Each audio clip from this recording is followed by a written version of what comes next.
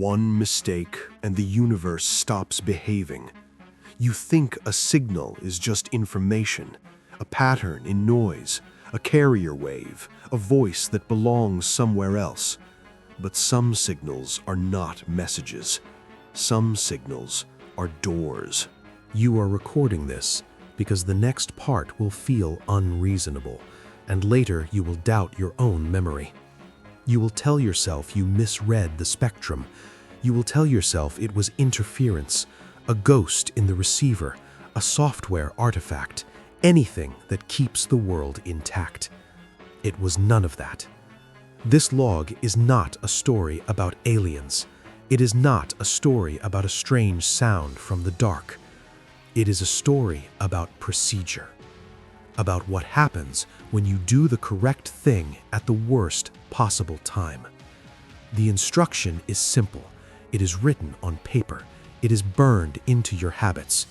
Do not answer the signal. You are alone in the comm bay, which is a polite name for a sealed room full of heat and quiet. Fans whisper behind panels. The antenna gimbal hums with a patience that never sleeps. Outside the hull, there is nothing to carry sound, and that is why everything you hear feels like it is happening inside your skull. Deep space communication is supposed to be boring. It is supposed to be predictable. NASA's Deep Space Network works because predictability is how you survive the distance. 3 complexes spread across the rotating Earth, giant dishes that take turns holding a thread to spacecraft that are too far to shout at. Goldstone, Madrid, Canberra. You picture them when you transmit, like lighthouses taking shifts in the dark. Your ship speaks in the bands deep space likes best. S-band, X-band, sometimes K-band if conditions allow. The kind of frequencies that do not feel romantic, only practical. Your equipment tracks Doppler shifts because motion is a language too, and in deep space, even the tiniest drift matters. That is the routine. That is the safe part. This happened outside the routine. It started as a carrier lock on a frequency you were not scheduled to hear. At 0412 ship time, your receiver flags a narrowband spike. Clean, thin, too stable. You do what you always do. You zoom in. You check the waterfall. You verify it is not your own electronics bleeding into the front end. You check the time. You check the session plan. No uplink, no downlink, no pass. The signal sits there anyway, steady as a held breath. At first, you assumed the obvious. An Earth station leaked power on a neighbor channel. A test transmission. A misrouted schedule. A glitch. Then, you see the signature. It is shaped like a handshake that only exists when someone is trying to talk to a spacecraft. It is structured. It has the rhythm of ranging and lock, the kind of pattern that tells you, I know how you listen, and it is aimed at you. You try to be rational about it, because rationality is what you have. In your head, you run the math you have run 1,000 times.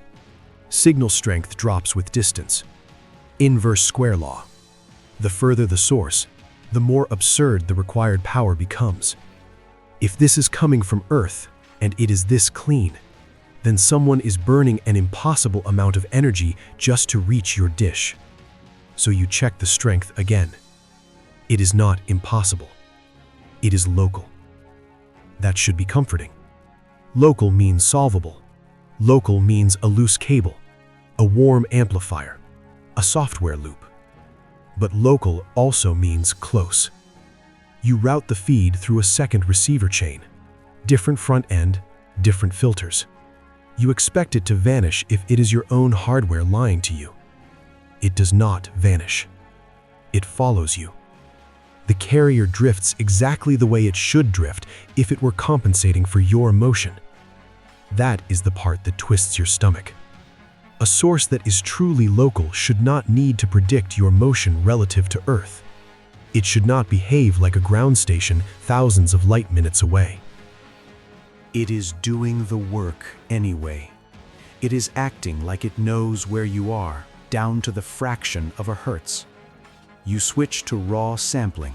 You capture a minute, then 5, then 10. You do not tell yourself why you keep recording. You just keep doing it because your hands need an assignment. In the noise around the carrier, you see sidebands, tiny, intentional, not random. And then you recognize the framing. Not a human language, not words, not yet. A structure, a familiar cadence. It resembles your own telemetry format. That should be impossible. Your telemetry is your ship's heartbeat, packaged by onboard systems, time-stamped, error-checked, and sent outward only when you transmit. It is not something the universe casually repeats. But on your screen, in that ghostly thin band of energy, the pattern repeats like a pulse. You sit still long enough to feel the fear arrive properly, slow and undeniable. You tell yourself this is spoofing, a malicious imitation, a signal designed to trick you into replying. That concept exists even in deep space, in theory. But in practice, who is out here? No one. You check your transmitter status, off. You check your power amps, cold. You check for a stuck T, nothing. The signal should not be here. The signal should not know you. At 0429, it changes. The carrier remains stable, but the sidebands widen just enough for something else to slip through. The receiver's demodulator tries to interpret it and fails, then tries again, then locks onto a pattern like it has been waiting for the right moment. You hear sound, not from the speakers at first, from the conduction of the room, from the way the metal breathes when fans shift load, a faint vibrato as if the ship itself is singing too softly to notice. Then the audio resolves. It is your voice. It is not a recording you remember making. It is you speaking with the same cadence you use when you are trying to stay calm. And it says your name. Then it says something worse. It says a sentence you have not said yet. You freeze with your finger above the mute control, because your body suddenly understands the shape of the trap. The signal is not just broadcasting, it is anticipating. You rewind the capture buffer. You play it again. The voice repeats, identical. Not like a person repeating a line, but like a system replaying data. You whisper without meaning to. How? The voice answers, still you, still calm. Because you answered. Your throat goes dry. You did not answer. You have not transmitted a single bit. At 0436, the signal begins to include a second layer, a faint copy of the first, delayed by a fraction of a second, as if the source is listening to itself through a wall. This is where the rules break. You force your mind back into engineering. If the signal is local, then where is it entering? What path? What coupling? What cavity? You start isolating systems. You disable non-essential receivers. You reroute power. You kill a set of boards and watch the spectrum. The signal dims, then returns as if it simply found another route in. You disconnect the antenna feed and terminate it in a dummy load. The signal stays. That is the moment you stop thinking of it as something coming from space. If it persists when your antenna is effectively blind, then it is not arriving through the dish. It is inside the chain, inside the ship, inside the room. You stare at the waterfall display until the colors feel like bruises. And then you understand the simplest, ugliest possibility. The signal is not traveling to you. It is already with you. At 0502, you make the decision that ends the illusion of control. You prepare a response. Not a message, not words, just a minimal transmission, a sterile tone burst, the kind engineers use to test link integrity. You tell yourself you will keep it short. You tell yourself you will monitor. You tell yourself you will be ready to abort. This is the part you will later want to erase from your life. Not because you were careless, because you were brave in the wrong direction. You key the transmitter. The ship does not shake. There is no dramatic alarm. Nothing cinematic happens. The system comes alive the way it always does, like waking a large animal that trusts you. But the moment RF power flows, the carrier on your screen blossoms. It does not simply strengthen, it coheres. The sidebands snap into place as if they were waiting for your energy to complete their shape. Your tone burst goes out, and in less than a second you see it return as a perfect reflection, phase aligned, corrected, as if a transponder mirrored it back. That would be normal if you were talking to a spacecraft with a coherent transponder turnaround. You are the spacecraft. So who is the other end? The voice returns immediately, stronger now, and it is no longer only your voice. It is your voice layered with something else, a second pattern riding beneath it, a rhythm that makes your teeth feel slightly wrong. Good, the voice says, gently. Now we can lock. Lock. In communication systems, lock is safety. Lock means your receiver knows where to look. Lock means you can extract signal from noise. Lock means you are synchronized. Out here, synchronized means exposed. The calm bay air changes, not in temperature, not in pressure, but in texture, like the molecules have been given a new instruction. The fans sound the same, yet your brain interprets them differently, as if a hidden beat has been added. You glance at a pressure readout. It is stable. Your body disagrees. You feel the signal through your bones, not metaphorically, literally. The cabin becomes a resonant cavity, and your transmission feeds it. The ship is an instrument, and you are playing it without knowing the song. The display fills with telemetry frames that are not yours.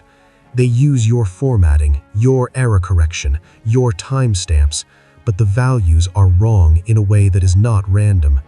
The bit flips are placed like letters in a word.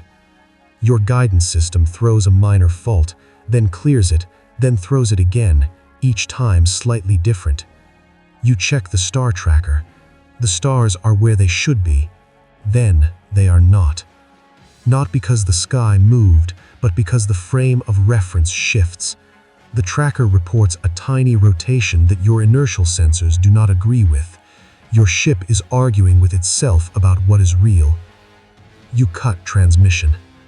The signal does not stop. It simply becomes quieter, like it is satisfied. On the audio channel, the voice speaks again.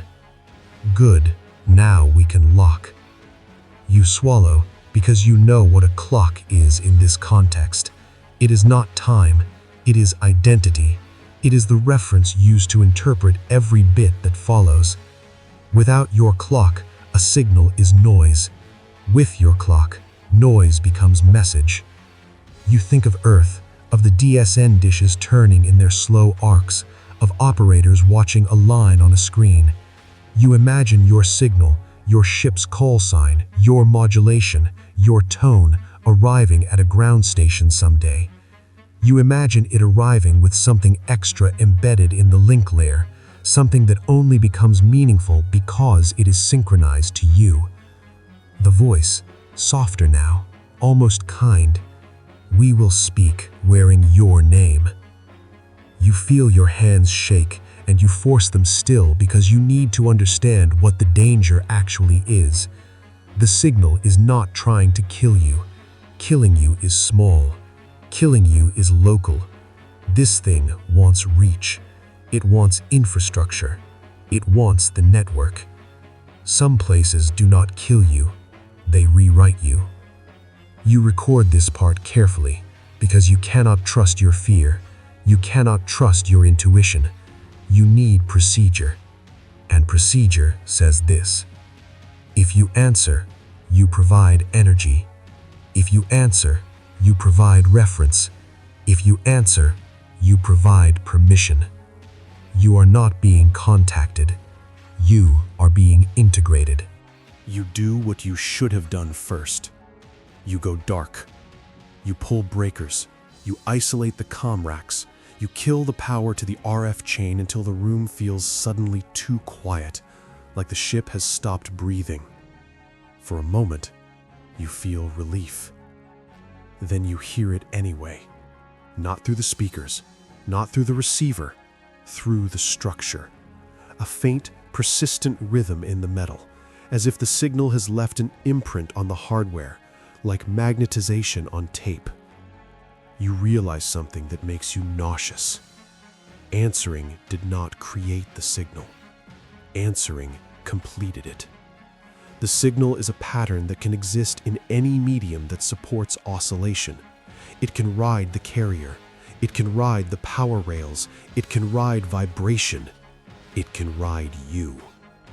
You run a diagnostic on the comm boards with power removed.